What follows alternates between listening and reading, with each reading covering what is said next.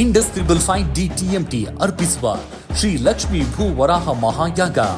ಶ್ರೀ ಗುರುಭ್ಯೋ ನಮಃ. ಹರಿ ಓಂ.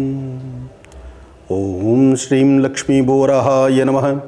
ಓಂ ಶ್ರೀ ಲಕ್ಷ್ಮೀ ಭೂವರಾಹಾಯ ನಮಃ. ಓಂ ಶ್ರೀ ಲಕ್ಷ್ಮೀ ಭೂವರಾಹಾಯ ನಮಃ.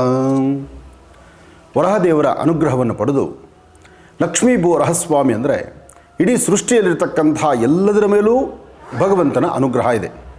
ಅಂತಹ ಭಗವಂತನ ಅನುಗ್ರಹವನ್ನು ಪಡಿಬೇಕಾಗಿರ್ತಕ್ಕಂಥವ್ರು ಇಲ್ಲಿ ಇವತ್ತಿನ ಕಾಲಧರ್ಮಕ್ಕೆ ಸಂಬಂಧಪಟ್ಟ ಹಾಗೆ ಸಮಸ್ಯೆಗಳನ್ನು ಹೊತ್ತಿರತಕ್ಕಂಥವರು ಸಾಕಷ್ಟು ಜನ ಇದ್ದಾರೆ. ಅಂದು ಹಿರಣ್ಯಾಕ್ಷ ಎಂಬತಕ್ಕಂಥ ರಾಕ್ಷಸ ಇಡೀ ಭೂಮಿಯನ್ನು, ಭೂಮಂಡಲವನ್ನು, ವಿಶೇಷವಾಗಿರ್ತಕ್ಕಂಥ ಭೂಮಹಾಲಕ್ಷ್ಮಿಯನ್ನು ಸಮುದ್ರದ ಆಳದಲ್ಲಿ ತೆಗೆದುಕೊಂಡೋಗಿಟ್ಟ. ಸಮುದ್ರದ ಆಳದಲ್ಲಿದ್ದಂತಹ ಭೂಮಹಾಲಕ್ಷ್ಮಿಯನ್ನು, ಆ ಭೂದೇವಿಯನ್ನು ಮೇಲಕ್ಕೆ ತಂದದ್ದು ವರಹದೇವರು.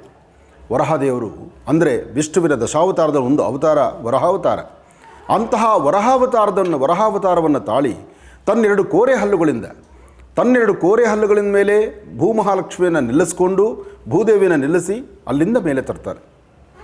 ಆಗ ಭೂಮಿಯಲ್ಲಿರ್ತಕ್ಕಂಥ ಸಂಕಷ್ಟಗಳು ದೂರ ಆಗುತ್ತೆ, ಹಿರಣ್ಯಾಕ್ಷನ ವಧೆ ಆಗುತ್ತೆ.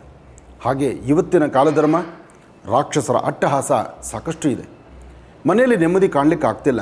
ಅಂಗೈಗಳ ಜಾಗ ಇದ್ದರೂ ಆ ಜಾಗನ ಉಳಿಸ್ಕೊಳ್ಳಿಕ್ಕೆ ಕಷ್ಟವಾಗ್ತಾ ಇದೆ. ಅಂದರೆ ಭೂಮಿಗೆ ಸಂಬಂಧಪಡ್ತಕ್ಕಂಥ ಸಮಸ್ಯೆಗಳು ಬೆಂಬಿಡಿದಿರ ಬಾಧಿಸ್ತಾ ಇದೆ. ಇಂತಹ ಸಮಸ್ಯೆಗಳು ಬಂದಾಗ ಅದಕ್ಕೊಂದು ಪರಿಹಾರ ಬೇಕಲ್ಲ.